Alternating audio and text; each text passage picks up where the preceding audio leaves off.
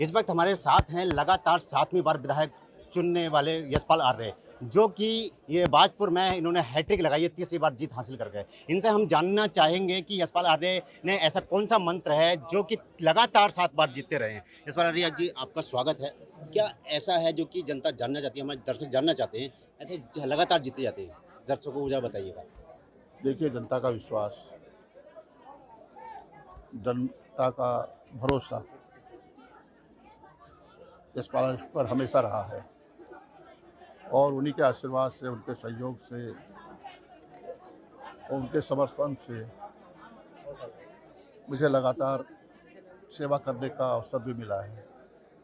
मैं क्षेत्र की महान जनता को, आवाम को हृदय से, दिल की गहराई से बधाई भी देना चाहता हूँ कि उन्होंने यशपाल आर्य पर जो भरोसा किया है, जो विश्वास व्यक्त किया है और जो एक जनसेवक के दायित्व को निर्वहन करने के लिए जो एक असीम कृपा की है। मेरी कोशिश होगी कि बाजपुर 10 साल बाजपुर में हमारी तीसरी पारी में खेलने जा रहा हूँ।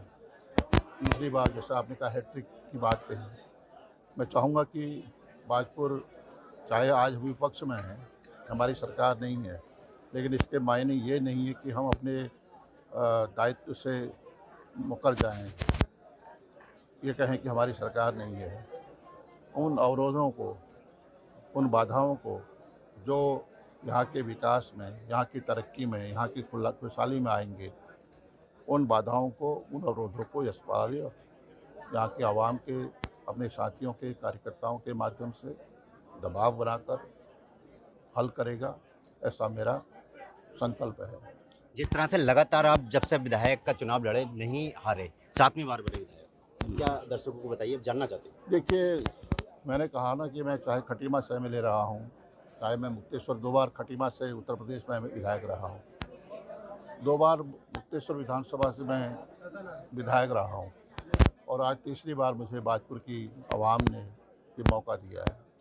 तो मैं तो उनका हृदय से ऋणी हूँ और कृतज्ञ भी हूँ कि उस भरोसे को मैं कायम रखने में कामयाब रहा हूँ। ये उनकी मुझ पर असीम कृपा है। जिस तरह से कि कांग्रेस की हार है, क्या मानते हैं जिस तरह की हार हुई है? देखिए, अब हार की समीक्षा भी होगी।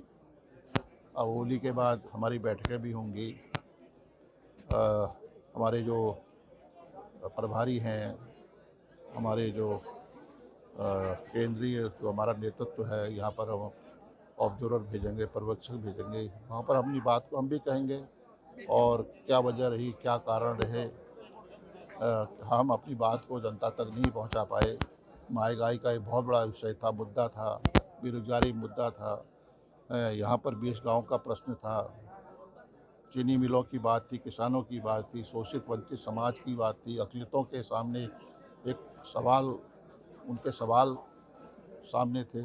लेकिन जो भी रहा है उसको हम स्वीकार करते हैं, जनता का जनादेश को स्वीकार करते हैं, लेकिन हमारी संघर्ष जारी रहेगा। हम जन मुद्दों को लेकर, जन समस्याओं को लेकर लगातार संघर्ष करेंगे। अगर सरकार गलत रास्ते में, दिशा में जाएगी, हम उसका भी विरोध करेंगे और उत्तराखंड राज्य में, हम पूरे प्रदेश में एक अलग जगाने का काम करेंगे। यशपाल आर्य एक सेवक के रूप में, कार्यकर्ता के रूप में, कोई चाह नहीं है, कोई यशपाल आर्य की कोई चाह नहीं है कि मैं किसी पद का अभिलाषी भी नहीं हूँ, लेकिन एक कार्यकर्ता के रूप में मैं निरंतर पूरे प्रदेश में जाकर कांग्रेस को मजबूत करने को, कांग्रेस को स्थापित करने के लिए लगातार संघर्ष भी करूँगा और कांग्रेस को मजबूत करने की दिशा में एक पहल भी करूँगा।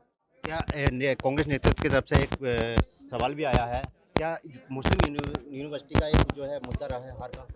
देखिए, ये सवाल कहाँ से आ रहा है, किसने कहा? इस तरह के ये प्रपंच है, अ, यह जनता को गुमराह करने की कोशिश है। कभी इस तरह की बात नहीं आई है, किसने कहा? लेकिन भारतीय जनता पार्टी इसमें माहिर है, वो सच को, झूठ को भी सच बताती है।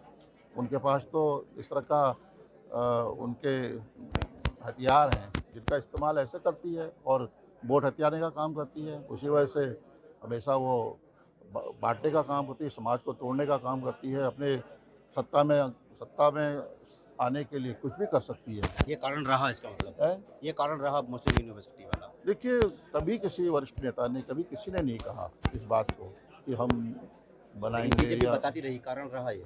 अब बीजेपी, मैंने कहा ना, झूठ के सरदार है, झूठों के सरदार है।